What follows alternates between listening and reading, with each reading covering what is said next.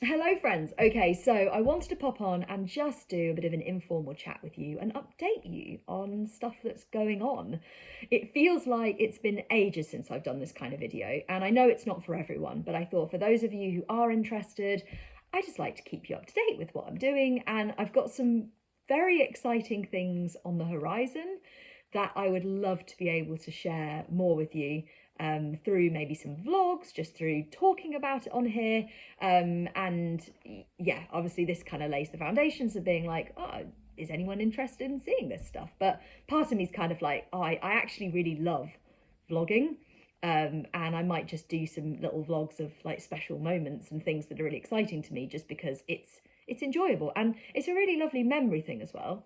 Like it's a really lovely thing that it's always just going to be there, and I'll always be able to look back and play those and see them as kind of little capsules of that moment to bring the memories to life again in a way that they aren't when you just kind of reflect on them. So yeah, anyway, basically what I'm saying is I really do want to share with you on this channel not just recovery content.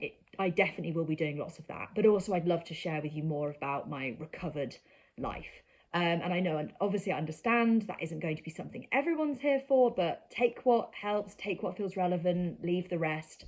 And for those of you who are interested, hello, thank you. And yeah, I'm just excited to share.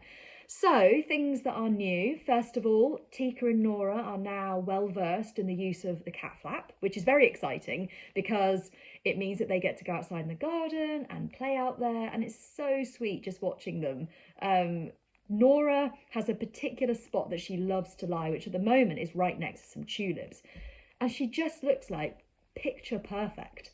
She lies there in the sun with the tulips, and she's just elegance personified. And then Tika's just bobbing it around after some leaf that's blowing in the wind, and it's just so funny watching them out there exploring and learning. And yeah, it's really, really nice. And I'm also relieved because I was a bit nervous with letting them outside. Like, if they hadn't shown an interest or such an interest in the outside, I think I'd have been quite happy having them as house cats. But they were really obviously wanting to go outside. Like, if we had any window open, they were right there. They'd sit by the windows and stare at things. And I thought, this isn't fair. They want to go out. So put the cat flap in, and I was worried that they might just be like, right, that's it, we're off. But no, they haven't. And actually they do spend most of the time either in the house or just in the garden, and it's the nicest thing to sit at the table having lunch, whatever, and just looking out in the garden. They're just playing in the garden. It's like such a lovely thing. It's so homely, and oh, I love them so much. So that's a Tika and Nora update. Other things, so as of a week ago, I have officially completed my postgraduate diploma in applied sport and exercise medicine, which is really exciting. And yeah, I'm one, really proud to have done it and to have kind of got through some quite challenging modules that were not really they were not really areas that I have any experience, and they were quite challenging. So particularly there was a statistics and research module, which I definitely struggled with the statistics, but I did it. And then there was also a nutrition module, which was horrifyingly boring in many ways. I really enjoyed the red S section, which is the relative energy deficiency in sport part. Really loved that. And the bit that sort of explored hypothalamic amenorrhea, I loved that. Energy deficiency related stuff, fascinating. So yeah, I don't know, it's just interesting. It's very relevant to the area that I work in. I have sort of lived experience of the consequences of being in an energy deprived state, so it all feels very tangible. Whereas a lot of the stuff I was like, oh, I'm just not really interested in this. It's just not for me. But I made it through. Other modules I adored. So there was an anatomy module. I love anatomy. One of my favourite things to do if we're going to visit a city is to try and find if there's a medical museum or an anatomy museum, and just to go and wander around and look at all the things. Like, I love anatomy so much. So that was probably my favourite module. And then we did a variety of other ones as well that were really cool. So yeah, I'm really pleased to say that I have completed it. And I'm now in that phase of kind of, I'd had a few ideas when I started the course of where I wanted it to take me. And actually, things have changed quite substantially since then. You know, when I started the course, I was working as a podiatrist. That's what my undergraduate degree is in. For those who don't know, other term would be a chiropodist, or basically it's ankle and foot pathologies. So I was working in that field, and I thought that my postgraduate diploma was going to link specifically to that, and that I was going to go down the kind of working with people with musculoskeletal injuries and all of that stuff.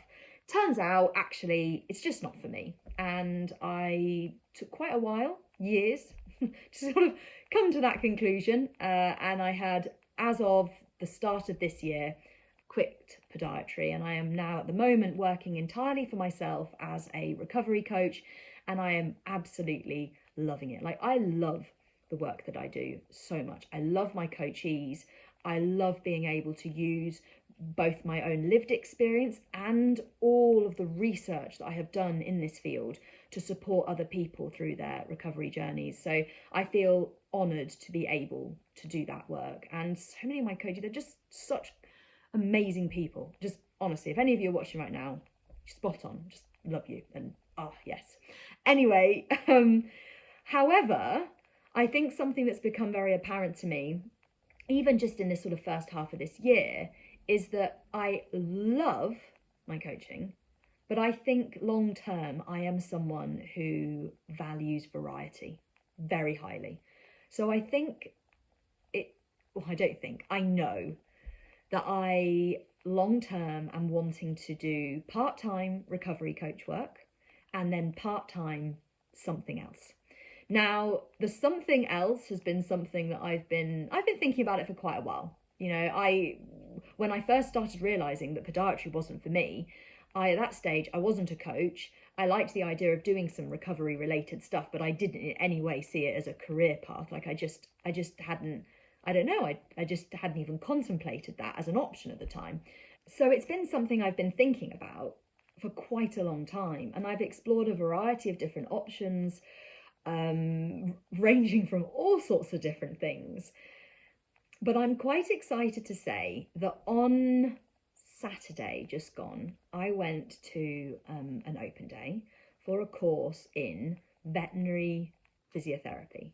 Now, I'll share with you that before my eating disorder, there was quite a lot of uncertainty in that me, who just didn't really know what she wants to do. You know, I'd got all these hobbies and interests and passions and things, but I just didn't know, which I think is actually really common. I don't think it's talked about enough, how much it's hard to just know what you want to do forever, particularly out of school. Like, how are you meant to go through being in an education system where every single thing is just laid out in front of you? It's like, right, you have to do this. Maybe you get the odd choice on what subject you pick, but beyond that, you have no choice. And then suddenly you get to sixth form and it's like, what would you like to do for the rest of your life?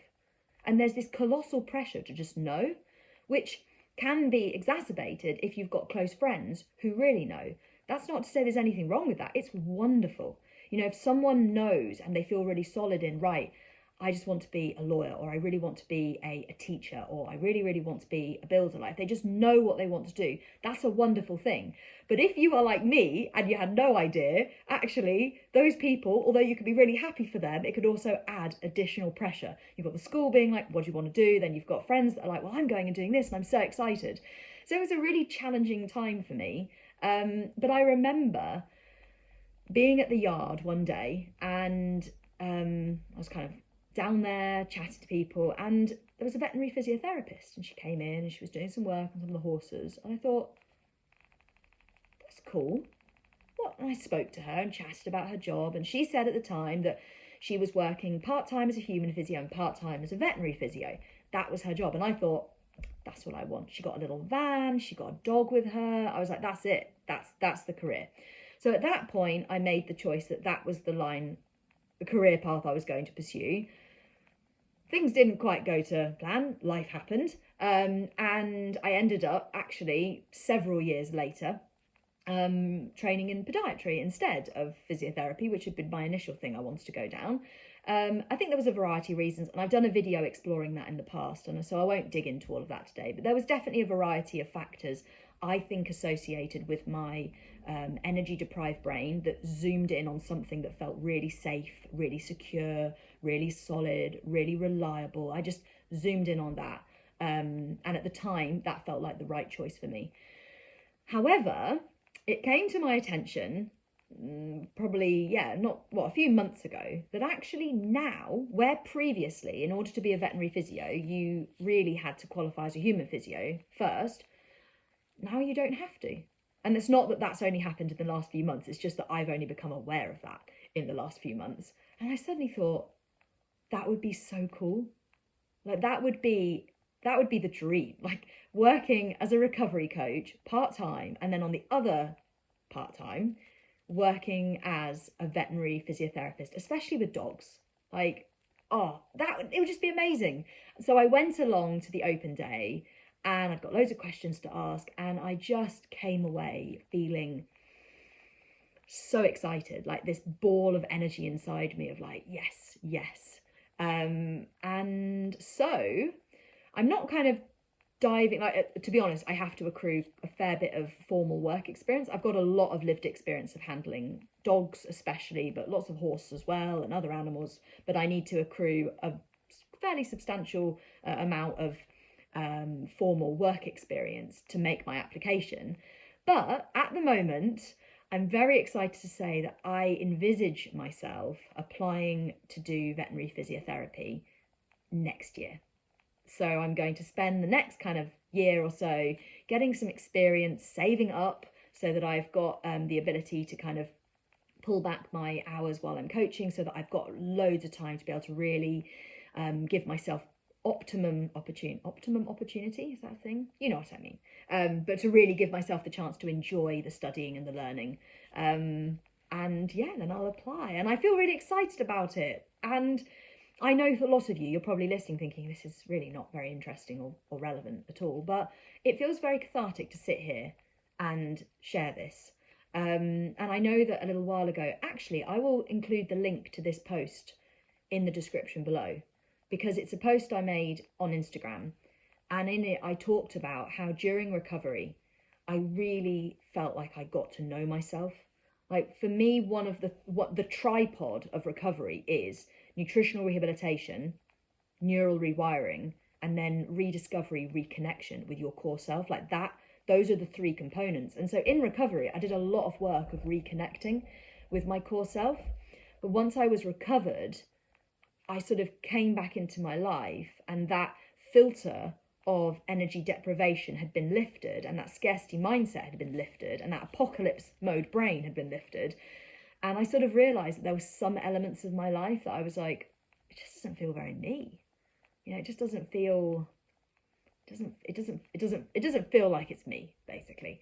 And as again, I know I also did a video, which I will also link below, about this kind of topic quite a few months ago now, I think. Maybe back in August, I think Ida was with me. But yes, basically, I'm very, very excited because in that post I spoke about, you know, really wanting to action who I am and to make the person that I know I am, to have the life and to really action that life. And it's not something, you know, I wanted to share, but I realized that self-discovery work is quite slow. It's not like recovery work where you can be very intentionally taking action every single day to chip away. Actually, the self-discovery work, it's almost sort of like more of theme work. It's a kind of a background, a deeper level work. And so when I made that post, I was sort of like, I'm going to share. And actually, it's really hard to pin down the progress. You know, it's like another of those areas in life where you don't always notice the distance you've come until you reflect back and you're like, whoa, look at the changes. Whereas when you're in it, you're kind of like, oh, I don't know if anything's changed since this time last year. And actually in reflection, I'm like, no, loads has. And it's really exciting. So yeah, that's a lot of career stuff. The other very exciting thing is that in nearly 2 months' time, so on the 13th of July, I'm getting married to Andrew, obviously. But oh my goodness, I can't, I'm so excited. Finishing my postgraduate diploma, like when that final exam was done, I think that the next day I was like, right, I can now just be excited completely for my wedding. In a way that I'd sort of been like putting it not on hold, but because I was having to study for my final exam, I had like all the time I'd be thinking, oh, I could be researching, oh, I could be doing that, oh, look at Pinterest, oh, and I was like, no, Emily, you need to just study. So I kept being like, no, don't think about that. Like that's on the to-do list for in April, like once you've got this exam done. And now it's done, and I have basically just spent the last few weeks getting incredibly excited, buying like bits for favours and starting all the kind of crafty things that I want to do for it, and planning our honeymoon. We're going to Austria, which I'm again super excited for. And yeah, basically I'd love to share with you. I really would love to share with you about my wedding and the planning process and yeah, just the whole thing. I can't wait. And, you know, bringing it back to recovery, it is so wonderful to be free from all of the BS so that there is no dress related pressure. You know, I know I've watched enough bridal shows to know that that's a thing, that is a pressure that is sadly there for brides. And it's so wonderful to not partake in that, and to not have any desire or any flicker of an interest in it, but just to be like, the dress fits me. Like that's why we have seamstresses, because that's why we have fittings so close to the thing, because they make the dress fit me. Like that's it. And just to have that that contentment and that ease, and to be able to go into it not with all of that. Like it makes me really sad that so many people, so many brides, and probably grooms as well, to be honest, like almost certainly, spend a considerable portion of this amazing preparation time worrying about their bodies and worrying about the item of clothing and how it's going to fit and what it's going to look like. And it's just really sad, because it just must just really put a dampener on the fun of this, because I am having a riot. Like I'll tell you, I'm having a riot. I am currently in the process of designing some donuts with a local donut company, because I didn't think that was a possibility. But basically when I went to make an order for we're having the wedding on the Thursday, and then we've got a house in the Peak District for the Friday to the Sunday, for sort of close family and friends.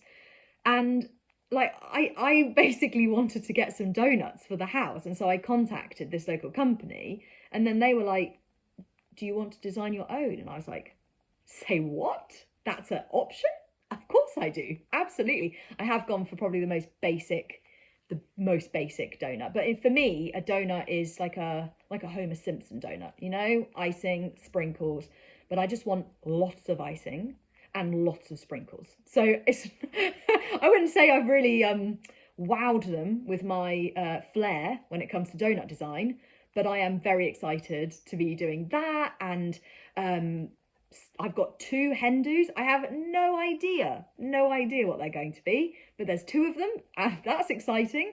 I'm loving just like meeting up with friends, like my bridesmaids, and just chatting things through, and like, oh, I'm just loving it all. And having ideas for what games we could have in the garden bit, and just everything. It's just good fun. And I'm not going to go on too long, because I think, yeah, this is already sort of quite a long video, but this is just another reminder that it is completely possible to rewire your brain. And it's amazing.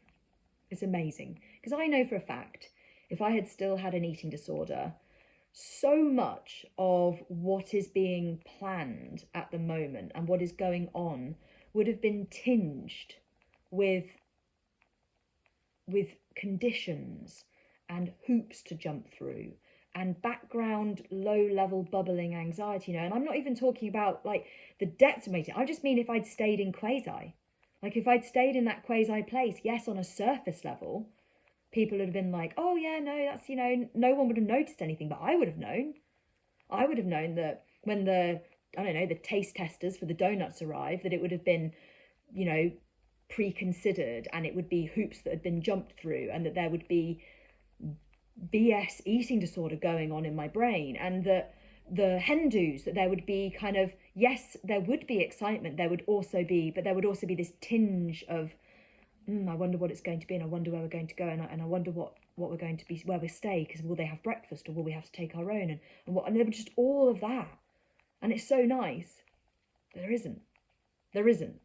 And I just want anyone who's listening to this, if you've managed to get to this bit, well done. Also, I'm having to lean back because the sun has progressively moved around, which is lovely. I'm not going to apologize. Like, it's lovely. Thank you, sun. But if I lean forward, I just get like in my eyes. Yeah, if you've made it to this stage, thank you. But I just want you to know it's possible.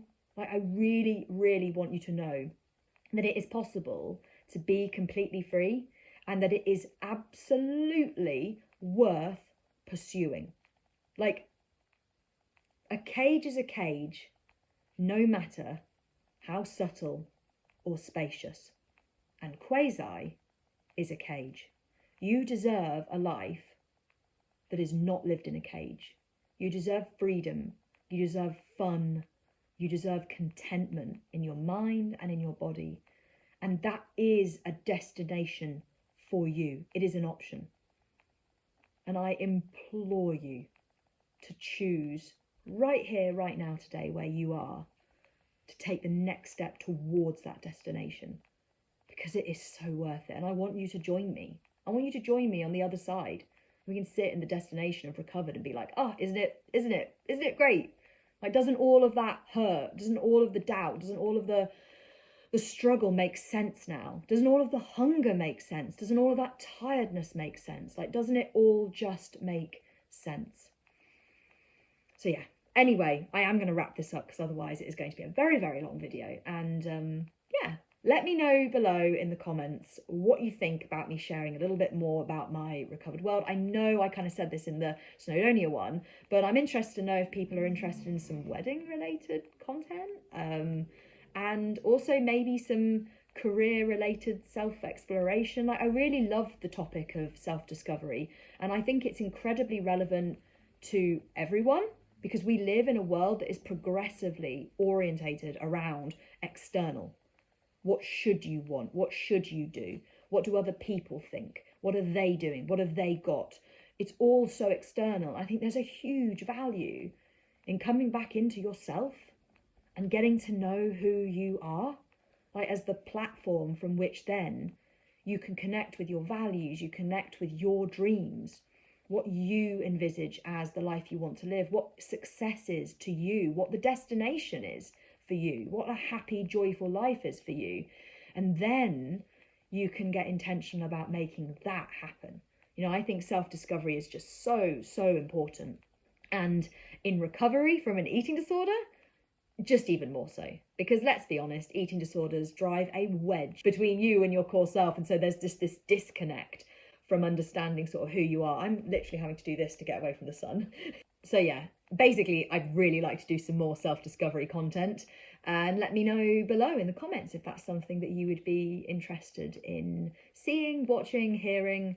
And other than that, thank you so much to all of you for your love and your support on this channel. It really does mean the world to me, and I hope that you have a wonderful day wherever you are, and I will see you all again very soon.